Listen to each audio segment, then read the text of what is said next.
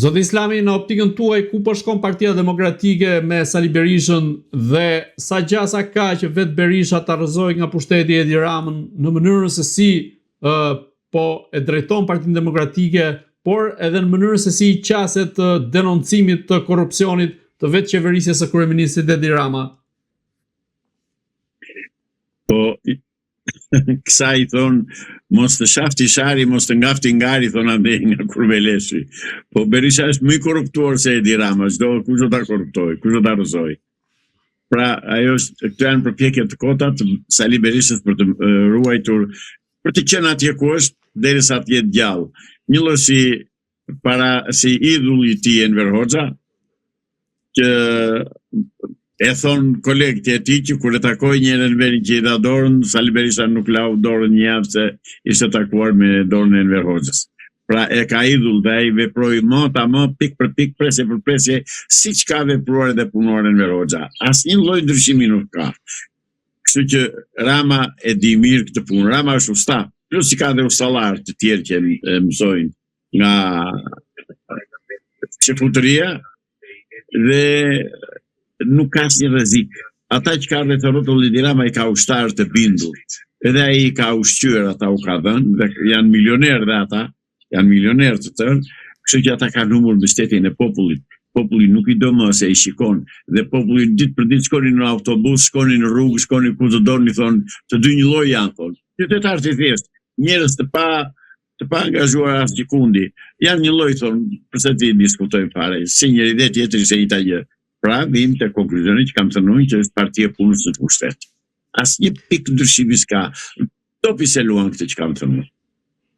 Zoti Islami, sot është mbajtur në gjykatën e posaçme procesi për dosjen e privatizimit të Sport Klub Partizanit në periudhën e qeverisjes së Berishës, pra kur Berisha ishte kryeministër.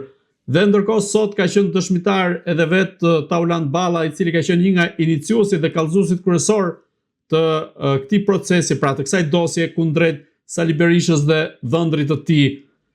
Në këtë rast ku vetë Balla ka dëshmuar sot se ky ishte një rast korrupsioni dhe kur është pyetur për Ballukun e ka mënjanuar, ka thënë se rasti i Ballukut nuk ishte korrupsion. A mendoni se procesi që ka të bëjë me privatizimin e Sport Klub Partizanit mund ta fus, po themi, në një hulli tjetër, duke qenë se pritet të thirret edhe Edi Rama? Do bëjnë pazare, siç i kanë bërë deri tani, do ta gjejnë fjalën me njëri tjetrin, do japin njëri, do japi dhe tjetri, do lëshoj pe njëri, do lëshoj dhe tjetri, do bëjnë marrëveshje dhe në fund u mbar mali e polli 1000, do kemi asnjë zgjidhje. Pallati i Sportit Partizani, ajo, mirë them, tereni i Sport Klub Partizanit është privatizuar, ka mbaruar ajo punë, janë ngritur kullat atje, s'kthehen më mbrapsht ato. Kështu që nuk e blen fare ta diskutojmë këtë gjë. Është bërë ajo marrëveshje. Po sa i përket faktit që pritet të thirret dhe Edi Rama si dëshmitar në këtë proces gjyqësor, duke qenë se ai ka qenë kryetar i Bashkisë Tiranës në atë periudhë dhe ka hedhur dhe firmën sa i përket privatizimit të Sport Klub Partizanit në këtë rast. Ja thash pra do merren vesh tash, duke qenë se ai ka qenë kryetar bashkie dhe ka dhënë ai lejen e ndërtimit atje, kuptohet ja ka dhënë në këmbim të diçka i Sali Berishës, se Edi Rama nuk t'i jep gurin e vdekjes pa interes. Pra janë marrë vesh që atëherë, dajte mund që nuk pres asnjë, se janë marrë vesh me kohë, është shitur ai objekt. Pra si pasysh e gjitha është një teatr. Tamam, si thon, një komedi. Një komedi e pështirë. Komedi tipike komuniste që duan të largojnë vëmendjen nga problemet e mëdha që ka Shqipëria sot, boshatisja e vendit, vjedhja e pronave, vjedhja e tjersës së shqiptarëve, grabitja e naftës, falja e naftës dhe çmimet monstruoze që kemi ne në krahasime të tjerë, edhe merren me pallatin e Sportit Partizanit. Pse nuk merren me atë Sport Klub Partizanit? Pse nuk merren me çmimin e naftës? Pse nuk del Sali Berisha edhe të protestoi për çmimin e naftës. Po thot një fjalë të lëshon nga një shashke dhe ikën, për të thënë që ja unë e kritikova. Jo zotëri janë bashkë dhe e mbyllin këtë çështje se ata janë bashkë, nuk ka vënë për të ndarë aty njëri nga tjetri, harrojeni.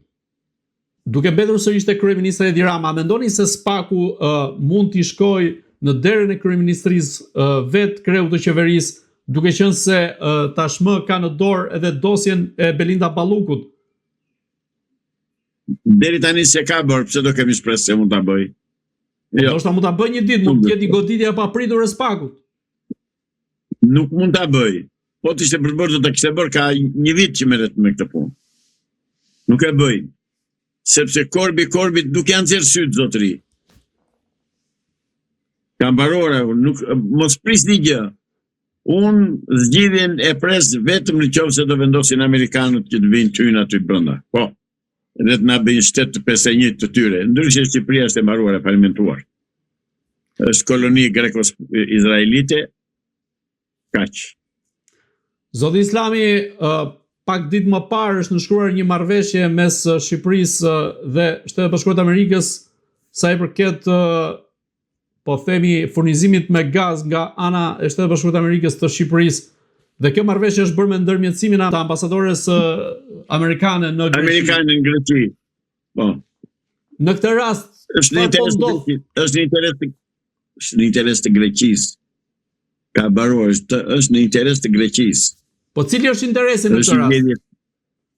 Do me thënë, do ta marrë Greqia nga Amerika, bie fjala 10 lek, dhe do në shes neve 12 lek. Në me që të ne ta marrim direkt në Amerika 10 lek. Ja kjo është ndërmjesi që merr Araçi. Po ka të nevojshme ka Shqipëria që të furnizohet me gaz? Prandaj të thash që është në interes të Amerikës, të Greqisë. Se ne me gaz vazhdimisht jemi të furnizuar, prodhojmë dhe vetë gaz. Tubat e gazit nga Delvina në Ballsh punojnë për bukurie 24 orë në 24. Një mënyrë ne kemi gaz. Po cila është loja greke që luhet në këtë rast? Të komanduar gjithçka. Ka çesin, ka rubinetin. Që do të thotë? Që do të thotë kur i do qefi hap rubinetin, kur ja plotson kërkesa atje hap rubinetin. Kur nuk ja plotson kërkesa atje, për shembull do kërkoj nesër pasesër të bën një 8000 varre greke aty, të gjasme të ushtarëve grek të vrarë në luftën e dytë botërore. Nëse ti i thua jo, ai të mbyll rubinetin, ja ka që thjesht, ka ndorë. A ka gjasa që Greqia, nëse fiton ato milje detare për cilat ka pretenduar të arrijë të kryejë shpime në det sa i përket pjesës detare të Shqipërisë? I ka fituar zotëri, ja ka dhuruar Sali Berisha me Lulzim Bashën, do shpoj, do fitoj dhe ne do rrim me gisht në gojë. Kaq. Deklarata që bëri Edi Rama ishte se çështja e detit do të zgjidhet brenda këtij viti. A do thotë se kjo, ose më saktë, a lën në kuptohet kjo deklaratë se Greqia do të ketë iniciativa të tilla për të kryer shpime në mënyrë që të nxjerrë naftë në det? Unë e besoj Edi Ramën aq sa që besoj që toka është e sheshtë. Besohet Edi Rama. Besohet Edi Rama. Dhe dreqin mund të besosh, po vetëm Edi Ramën jo.